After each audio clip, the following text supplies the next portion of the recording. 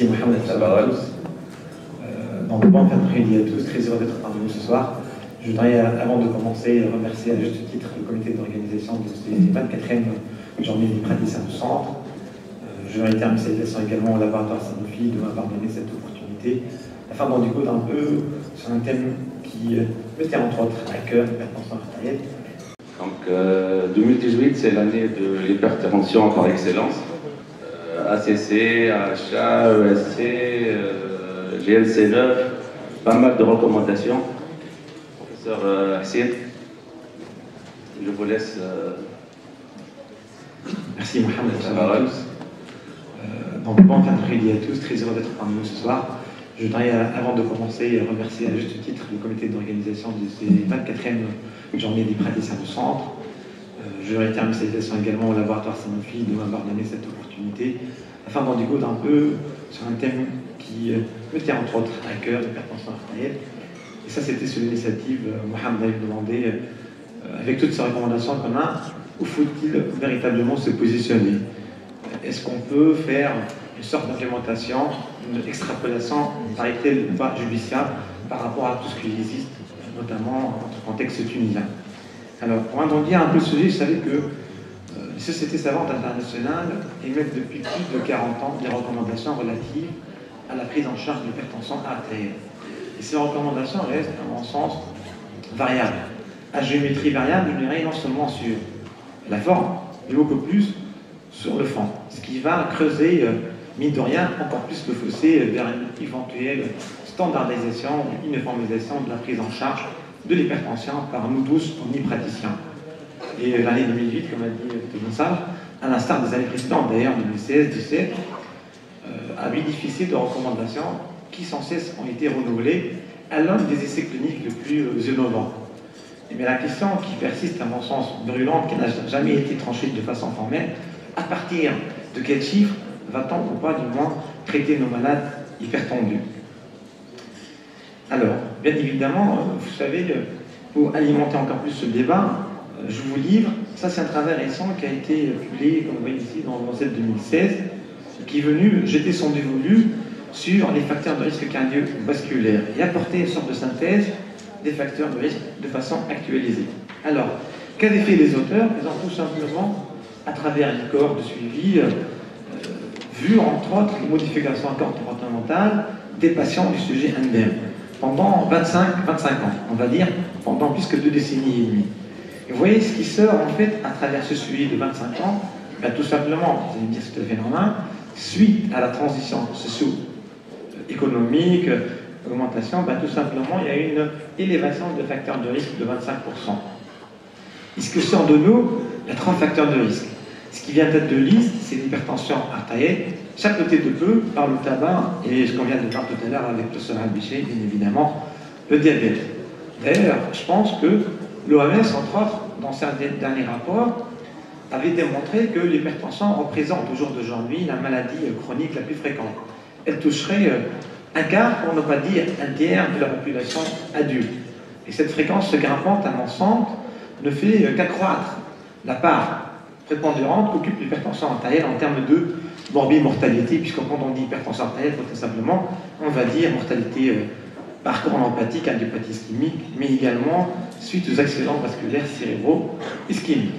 Pourtant, on s'est rapidement rendu compte que l'hypertension artérielle était une maladie si complexe et qu'elle obéissait à une régulation neuro-hormonale relativement sophistiquée. Ce fait est dit, tout gérétique, des parts très importantes ont été faits. Regardez, je vous livre à titre anecdotique les recommandations américaines. Vous voyez, à l'époque, par exemple, dans les années 77-80, on ne traitait pas les patients sur les chiffres tensionnels systoliques. Vous avez beau avoir votre patient qui est à 200 mm de mercure systolique, il ne fallait pas pour autant se taper les neurones pour essayer de traiter ces malades-là. Ce n'est qu'à partir de 1984 qu'on a commencé à traiter les patients de façon formelle sur les pressions artérielles systoliques. Alors, je disais tout à l'heure, des pas importants ont été faits depuis ces années-là, avec l'élaboration d'un grand nombre de recommandations. Un peu trop à mon sens, puisque si ces recommandations vous apportent une certaine marge de réconfort, elles ne suscitent pas pour autant l'unanimité. Certains vont rester dubitatifs vous diront que, bon, quelles recommandations faut-il pour autant adopter? Américaine, européenne, canadienne, australienne, etc. Et d'ailleurs, Aristote l'avait prédit 300 années avant Jésus-Christ en disant plus on sait qu'en fait qu'on ne sait rien. Et on est tourmenté par toutes ces recommandations-là. Alors, je me suis dit, à titre illustratif, je vous livrerai rapidement une petite vidéo. Ce ne sera pas véritablement un cas clinique, mais une simple vignette.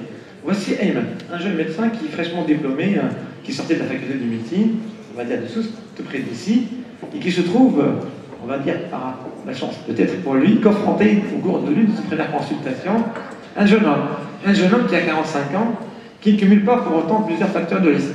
Il est uniquement tabagique, vous voyez, 5 paquets à nez, c'est pas beaucoup. Bonne hygiène de vie, il n'a pas de diabète, pas de dyslipidémie, il fait relativement attention à son régime alimentaire.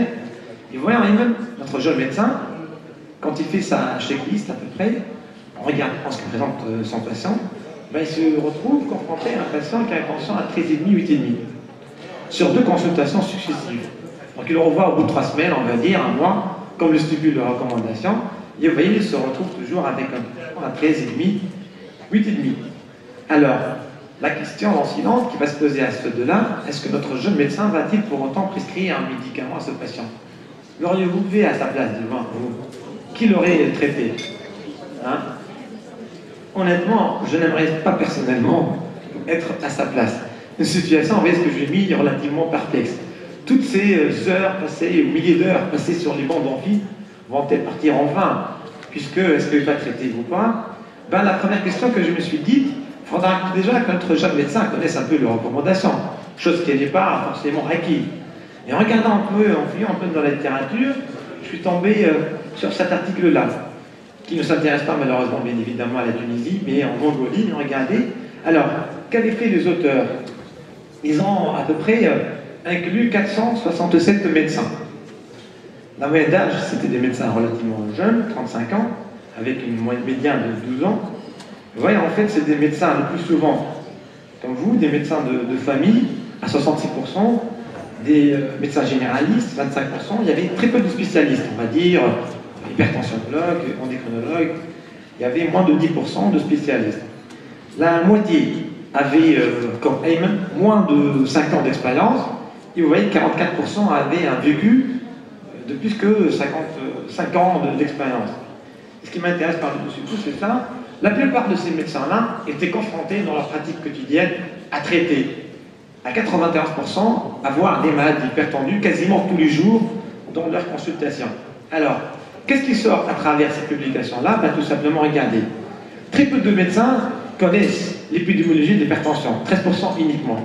Et par-dessus tout, regardez, en termes de connaissances, non pas d'épidémiologie, mais surtout des recommandations, des guidelines proprement dit, la moitié connaissent les recommandations. Et parmi cette moitié-là, vous avez 3 quarts qui adhèrent, qui appliquent ces recommandations-là dans leur pratique quotidienne. Alors, pour être sur un positif, on va dire que notre jeune médecin connaisse un peu ces recommandations. Et puis, ça dépend. S'il les connaît, ça dépend de la façon dont ils aiment les hamburgers. Est-ce qu'ils les aiment de façon enseigne américaine, McDo? Donc à ce moment-là, il va peut-être adopter les recommandations américaines. Ou bien, autant que faire se peut, le corollaire de la version européenne chez Big Mac, ou peut-être, chez l'autre côté de la Méditerranée, tout simplement la version française, puis je l'ai mis ici, Quick. On fera pas de publicité, bien évidemment, pour les hamburgers, à la façon française. Eh bien, si les preneurs de recommandations américaines, rappelez-vous, c'était carrément un coup de tonnerre dans les ciels californiens. Vous voyez, en 2017, novembre plus exactement, le manuscrit qui a été rédigé conjointement par l'ACC à l'époque, disait tout simplement, tenez-vous bien, à partir du tension supérieur à 13,8, il fallait traiter votre malade. Du coup, si Ayman allait adhérer à ces recommandations, tout simplement, il allait peut-être commencer à initier une thérapeutique à son patient. Rappelez-vous, pourtant, ces mêmes Américains, quelques années plus tard, prenaient pour un cut-off, on va dire, moins drastique. Vous voyez, ça c'était en 2014. 3 ans auparavant, ces mêmes Américains, en GSC 7, 8, nous disent tout simplement, à l'extrême de l'éventail, par rapport à ce qu'ils disaient en 2017, ils ont complètement balayé d'un revers de main dans les recommandations de 2014 et qui prenaient pour un contrôle moins drastique à 14,9, voire même plus. Regardez, par exemple, quand on s'intéresse aux patients âgés de plus que 60 ans, on pouvait se contenter de 15,9. Vous allez me dire, ah, ça paraît peut-être anecdotique. Entre 13 et 14, il n'y a que 10 mm de mercure. Je vous l'accorde. Mais regardez, en termes de faits réels, en termes d'extrapolation, si vous allez traiter à partir de 14,9, chose qu'avaient fait les Américains en 2014, ben 32% des Américains allaient avoir droit à un traitement, un cachet médicamenteux.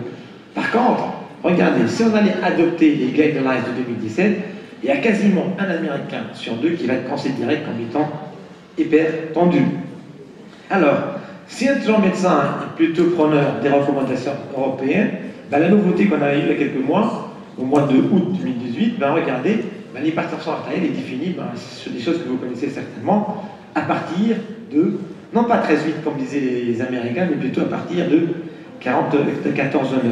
Et vous voyez, notre jeune patient de 45 ans, va se retrouver dans la catégorie qu'on appellera les malades borderline pré-hypertendus. Et qui, normalement, selon ces mêmes recommandations, ne devraient pas bénéficier d'un traitement. Puisque, regardez, ça c'est l'algorithme thérapeutique qui a été proposé par ces mêmes guidelines.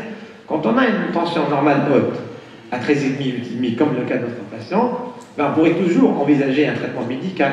Il faudra peut-être le faire pour des malades à très haut risque cardiovasculaire, notamment des patients aux antécédents de cardiopathie, de coronaropathie, chose qui n'est pas véritablement le cas pour notre patient.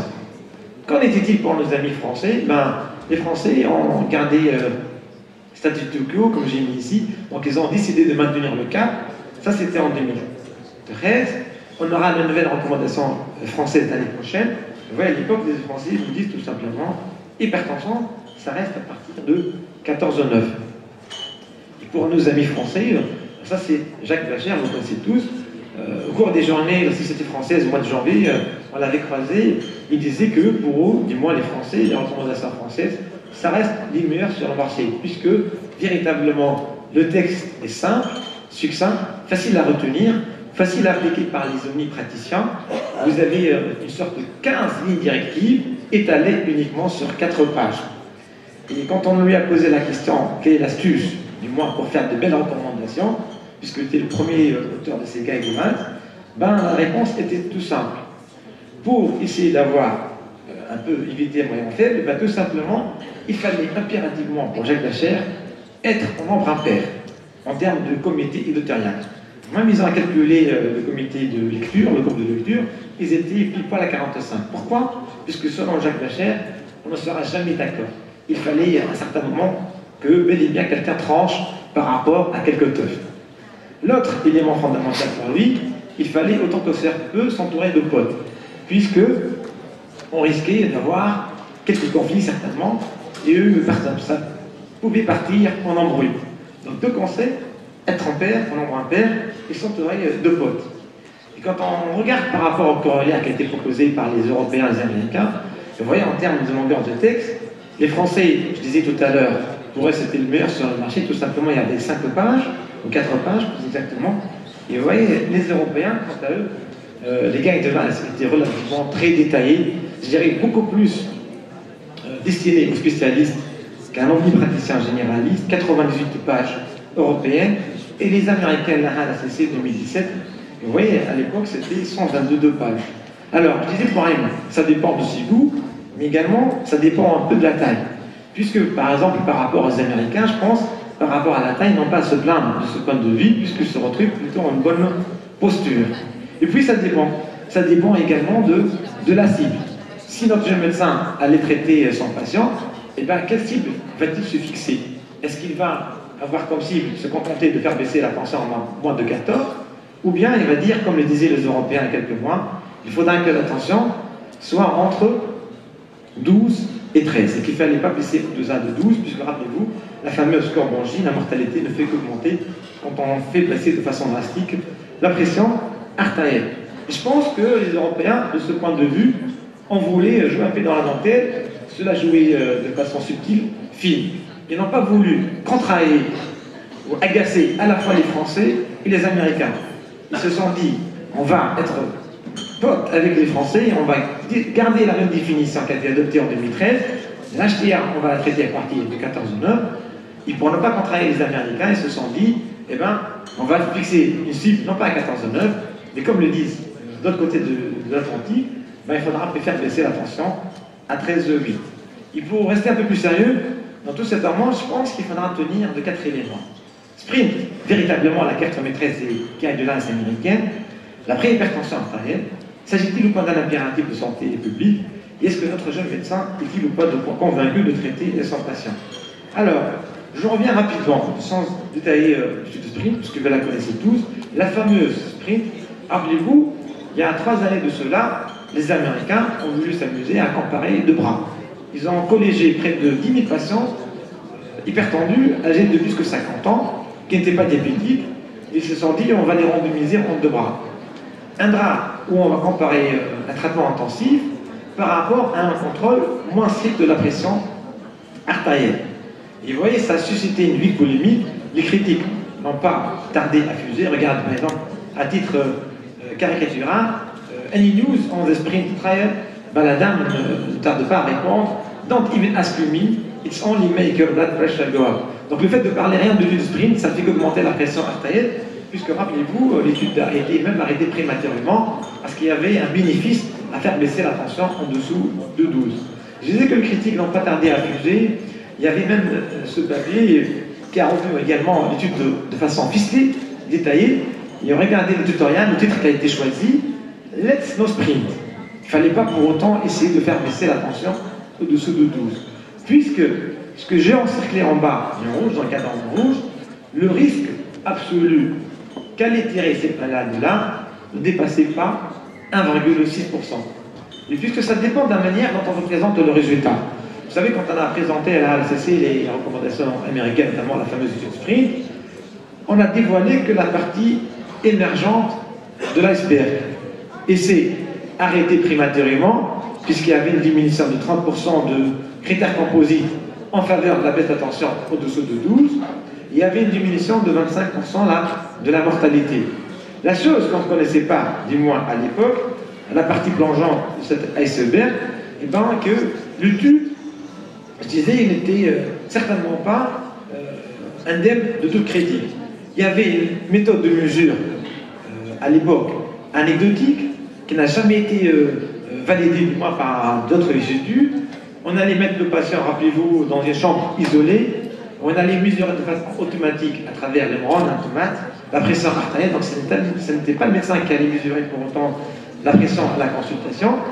Quand on regarde de plus près le flowchart, il y avait 111 patients tout de même perdus de vue. Donc on ne savait pas quel en était en termes de recul de ces patients-là. Est-ce que c'était perdu de vue parce qu'ils avaient fait beaucoup de plus d'événements indésirables, entre autres de nouvelles mortalités ou pas? Et bien évidemment, cerise sur la gâteau, il y avait beaucoup plus d'effets indésirables dans le bras de patients contrôle drastique. Il y avait beaucoup plus d'hypotension, d'hypercalémie et de syncope. Et ce que j'ai mis ici, les masques, tout simplement, si vous allez adopter ces recommandations américaines et faire baisser la tension en deçà de 120 mmHg, vous serez dans l'obligation de donner à vos patients plus que 3 médicaments, voire même 4 à 5 médicaments par jour, et vous n'allez réduire la mortalité que de 1,6%. C'est-à-dire que sur 1000 patients traités, il n'y en aura que 16% qui vont en tirer bénéfice, 22 auront un effet indésirable, et la plupart, 962, n'en tireront ni bénéfice ni maléfice. Et la face cachée, qu'on ne savait pas à l'époque du sprint, il y avait une personne qui se cachait derrière le sprint, c'était Paul Wilton. Ça, c'était un médecin irlandais qui est parti travailler aux États-Unis. Et Paul Wilton, c'est lui qui commanditait entre autres l'étude de sprint, était le principal investigateur, le principal chef d'équipe, on va dire, du comité de rédaction des recommandations américaines. Et tout ce qui tirait vers le haut de l'étude de sprint, tout simplement, les effets indésirables, l'arrêt des traitements n'en faisait qu'augmenter malheureusement les effets indésirables. Et la sentence n'a pas tardé à tomber. Pour couronner le tout, regardez, le syndicat des médecins généralistes aux États-Unis n'a pas adhéré à ces fameuses recommandations américaines. Alors, deuxième élément, à mon sens, et pas des moindres, la préhypertension artérielle est-elle pas, comme le cas d'autres patients, un facteur de risque? Faites attention, quand vous allez prendre un malade qui a une pression à 13,5, 8,5, je ne serai certainement pas là pour dire le contraire, ne pas omettre ce qu'on appelle l'HTA masqué. Il se peut que votre malade a une hypertension limite, mais qui pourrait vous dire qu'il n'a pas d'hypertension en fin de camp? Et normalement, les recommandations vous incitent à, autant que faire se peut, tout simplement faire une MAPA pour éliminer, non pas une HTA dense, mais plutôt une HTA masquée. Et quand on regarde un peu la littérature, j'en choisis un seul. Ça, c'est un travail qui a été publié en 2017, où on a suivi à peu près 204 malades ayant une HTA borderline, une préhypertension artérielle, avec un suivi de 20 ans. Et regardez, au bout de 20 ans de suivi, ces malades qui avaient une tension comme être malade à 13,5, 8,5, avaient fait plus de 66% de cas de décès, plus de 43% d'EDM et plus de 10 à 20% de décès cardiovasculaires. Et quand on regarde à peu près en analyse multivariée, la préhypertension sort comme facteur indépendant prédictif de mortalité. Et les recommandations vous incitent, si vous allez traiter ces malades-là, à taper fort et commencer d'emblée, parce que je l'ai mis ici, par une bithérapie. Mais faites attention, ça c'est comment a appris mes maîtres quand j'étais externe à la faculté de médecine. L'hypertension tue lentement, mais vous allez baisser rapidement l'hypertension. L'hypotension, par contre, quant à elle, elle va tuer rapidement à cause des effets indésirables. Troisième élément, et je n'atteindrai pas là-dessus, s'agit-il ou pas d'un impératif de santé publique? Je vous livre par exemple ici, ça c'est des chiffres qui ont été élaborés par l'enquête Flash. L'enquête Flash qui est diligentée par le groupe de travail du Société française d'hypertension. Et regardez, nos amis français, par exemple, en 2017, malgré tous les efforts qui ont été consentis en termes de traitement d'hypertension, ont du mal à faire décoller le pourcentage des malades contrôlés. Ils sont à peu près à 50% des malades traités de façon optimale, à dépasser un contrôle tensionnel de 50%. Et à mon sens, rien ne remplace les hamburgers à la tunisienne, les fameux chapatis. Et pour moi, il faudra se faire sa propre expérience. La Tunisie, certes, un pays qui ne roule pas sur l'or, un pays où on voit d'émergence, qui a des difficultés socio-économiques depuis plusieurs années, mais regardez, j'ai bien aimé l'intitulé qui a été proposé par Faisal Jaleh à l'époque, le défi d'un pays en voie de développement. Regardez, la prévalence d'hypertension, ça c'était en 2005. À l'époque, en 2005, 30% des Tunisiens au-delà de 30 ans étaient hypertendus. Quelques années plus tard, avant-gardiste, la Société tunisienne de cardiologie, avec bien évidemment les autorités de santé, avait réalisé des colloques, des journées de dépistage sur l'hypertension artérielle, et on se retrouve toujours au même statut. 30% des Tunisiens étaient hypertendus, mais ça en valait la peine. Ça en valait la peine, pourquoi? Puisqu'on allait faire des campagnes de dépistage et de traitement d'hypertension artérielle.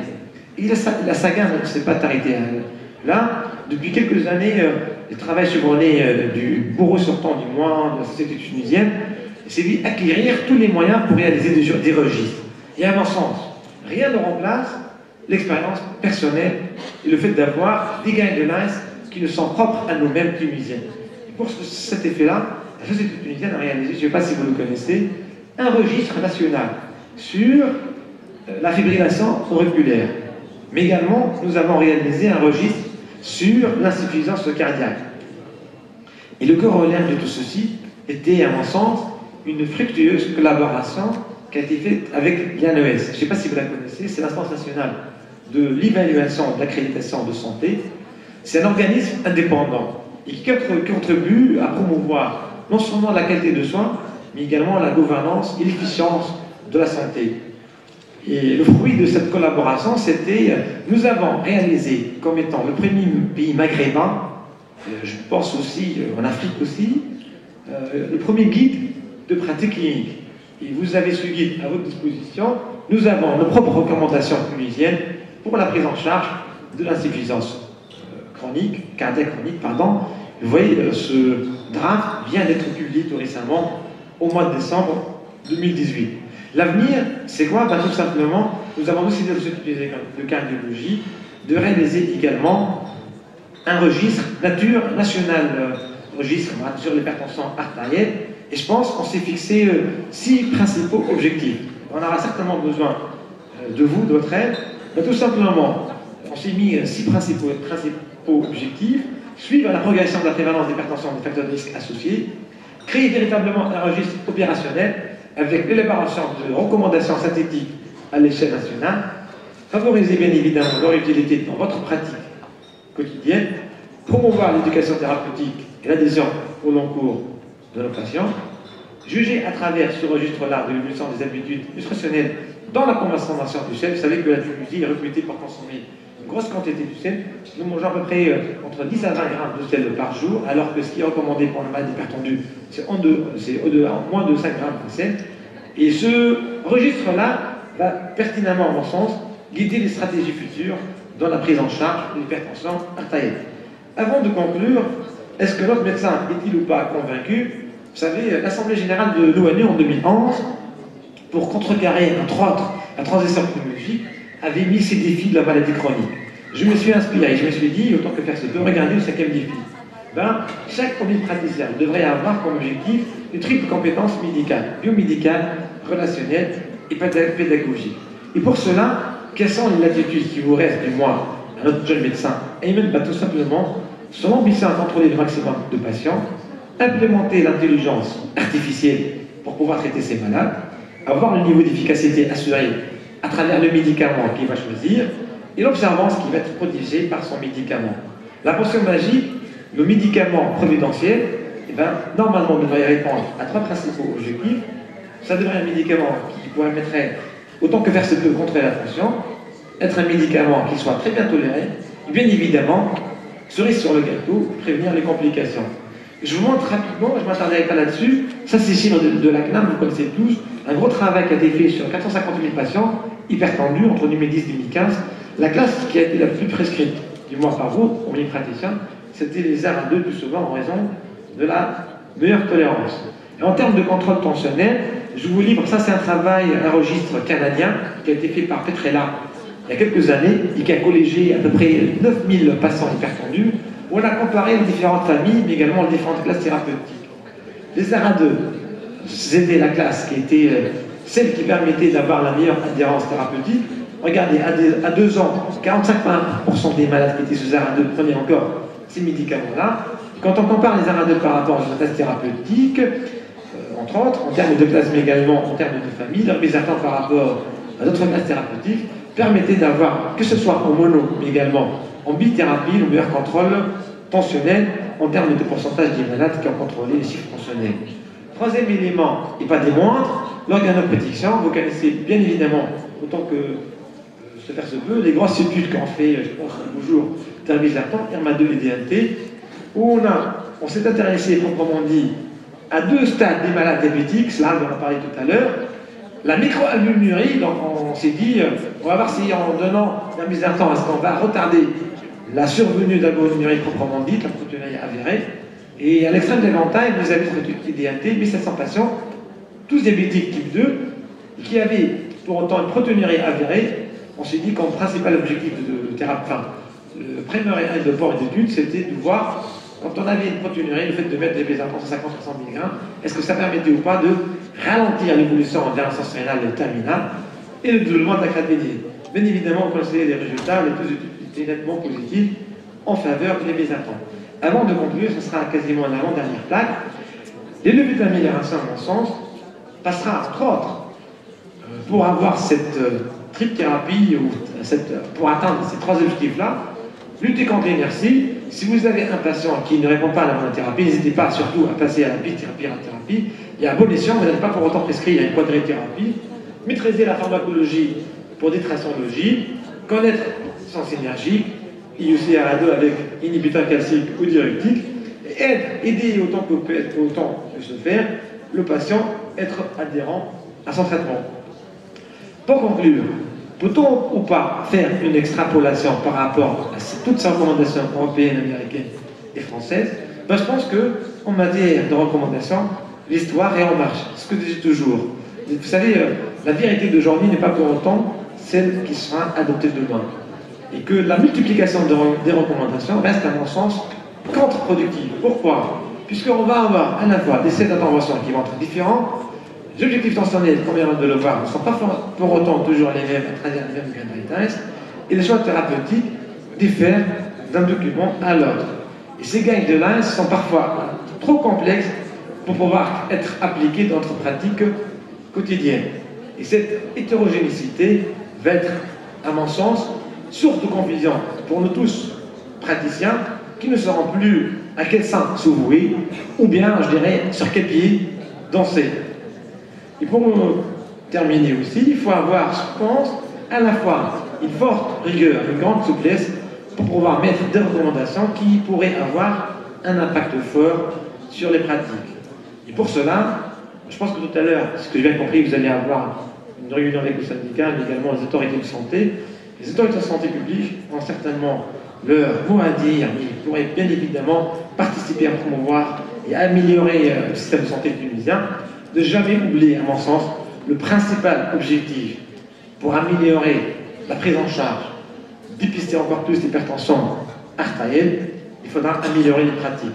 Ça va augmenter le contrôle tensionnel et faire dégringoler, bien évidemment, reculer les complications cardiovasculaires et rénales de cette maladie. Et si j'ai un conseil à donner entre amis, et même donc c'est un petit conseil à lui siffler, il faudra tout simplement qu'il s'inspire à travers son prénom. Vous voyez, je me suis amusé à choisir chaque lettre de son nom. Il faudra qu'il acquiert le savoir nécessaire. Il faudra, à travers la lettre Y, y ajouter sa propre expérience et expertise. Mais ça viendra avec le temps. M, maîtriser la pathologie et les recommandations. E, entretenir ses connaissances. Et ça se passe, comme vous faites bien évidemment, à travers des cycles de formation médicale continue. Et avoir la notoriété et le poids de conviction par rapport à son patient. Et bien évidemment, toujours faire travailler le bon sens. Je vous remercie. Merci pour cette excellente présentation. On aura droit à une ou deux questions de la salle. Ça, c'est forcément toujours dans l'obligation d'adhérer. En fait, je suis contente aujourd'hui pour cette bonne nouvelle, parce que j'ai toujours rêvé d'un consensus, de recommandations locales, tunisiennes, parce qu'on a toujours du mal à appliquer les recommandations américaines, françaises, vu que la spécificité de notre médecine, c'est une médecine à double ou à triple vitesse, sur le plan socio-économique. Donc, surtout en santé publique et en première ligne plus précisément. Donc on voit des malades qui sont de différents niveaux socio-économiques et dont la prise en charge sociale est tout à fait différente. Et en cas de pénurie de médicaments, donc, on se pose la question, est-ce qu'on revient aux recommandations, qu'est-ce qu'on fait? Et donc je me demande, la question est la suivante, est-ce que vous allez tenir compte de nos caractéristiques socio-économiques dans les recommandations tunisiennes que vous allez préparer dans l'hypertension artérielle? Votre question est pertinente, évidemment, vous avez peut-être fait le tour d'horizon sur cette thématique-là. C'est vrai, je disais, il n'y a plus rien de remplace à la pré-expérience. À travers un registre qu'on va peut-être entendre. Il y a un registre qui sera fait entre temps. Nous allons nous intéresser aux cardiopathie valvulaire, aux cardiopathie ischémique, et je pense que le plus grand lot à faire, ce sera l'hypertension artérielle. C'est vrai, je pense qu'il faudra que ces gains de masse devraient être bien structurés et devraient être adoptés tant que ça se peut au contexte tunisien. Bien évidemment, je ne pense pas que nous pourrions offrir à des patients avec la main, avec toute la crise qui se passe actuellement. Je pense que vous allez peut-être me corriger si je me trompe. Les pharmaciens ont émis hier l'interruption formelle de la convention avec la main. C'est encore de discussion. Mais rien n'est encore formel, a priori. Ils sont danger, c'est bon. C'est bon, on est tombé pour nous. Puisque ça nous arrive d'avoir des médicaments qui se retrouvent, certes, vous êtes plus placés que moi, qui prennent du antidiabétiquement oraux, mais qui prennent la suite, surtout d'antihypertenseurs, des factures qui dépassent les milliards. Vous voyez, en fait, on se demande où est-ce qu'on va aller à cette cadence-là. Je pense que les lignes directives qui ont été faites par rapport à ces études tunisiennes, c'est d'essayer de contextualiser les recommandations par rapport à ce qui se passe aussi, et par rapport, entre autres, à l'approche du Tunisien et par rapport à sa capacité de pouvoir acheter des médicaments. Après, bien évidemment, vous savez, on ne va pas réinventer la roue pour autant. Les cas thérapeutiques, ça sera toujours à travers des blocages intensives, indirectifs, un inhibiteur classique et les bêta-bloquants, bien évidemment. Puis vous avez entre autres les antidépresseurs et les alpha-bloquants. Si j'ai bien suivi, pour le traitement de première intention, les bêta-bloquants, les UIC ne sont plus commandés. Vous l'avez dit pour la réglementation. J'ai jamais dit que le disque était du moins le concentré des guidelines européennes. Je vous montre. Il y a un tiercé qui est gagnant en fait. Vous voyez, c'est le bloqueur du système réuni en aussi. Vous avez le libre arbitre choisi entre un IUC ou un ARA2. Associé à votre guise, la production, bien évidemment, avec ou bien un inhibiteur classique ou bien un dérivatif. Et vous voyez, par exemple, aspironolactone, qui ne coûte pas véritablement beaucoup, qui coûte quasiment rien, est venu en quatrième palier pour l'hypertension non résistante. Pourtant, vous savez, il n'y a rien qu'en donnant 25 à 50 mg de spironolactone, nous avons dû augmenter le pourcentage de 25% des malades qui étaient équilibrés. Alors, ça ne reste que des lignes directives. Après, on pourra toujours adapter la molécule en fonction des profils. Si vous êtes en face, par exemple, d'un sujet jeune, neurotonique, stressé, qui a une activité sympathique très élevée, tachycarde, eh bien, peut-être, vous allez pêcher, vous préférer les bêta-bloquants en première intention, parce qu'on sait qu'au jour d'aujourd'hui, l'activation sympathique est également corrélée à la morbimortalité. Je pense qu'il n'y en aura pas de d'autres. En target, le match était nul. Les ARA2 faisaient autant mieux que les IUC. On a comparé les pauvres hybrides par rapport aux télévisateurs. Je dirais qu'il y a peut-être les ARA2 sont mieux tolérés que les IUC, mais on peut-être il y a plus d'arguments en termes de mortalité coronaire pour les IUC que par rapport aux ARA2.